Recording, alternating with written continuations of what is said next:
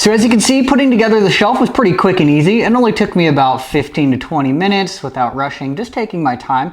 And once you get the first shelf put together, you'll quickly understand how to put the rest of them to go together. But the instructions are very straightforward and easy to use.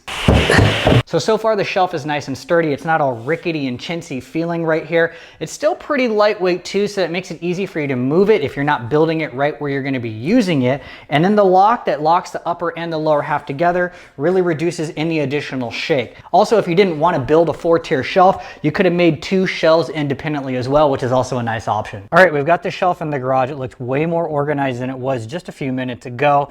As you can see, all of this stuff right here on the shelves, perfect spacing here, but it all used to be on the ground over here, so it was just lining everywhere, running out of space left and right. I need way more storage. This thing is great. It's compact, it's just the right size. It was lightweight, super easy to move. Very impressed with it.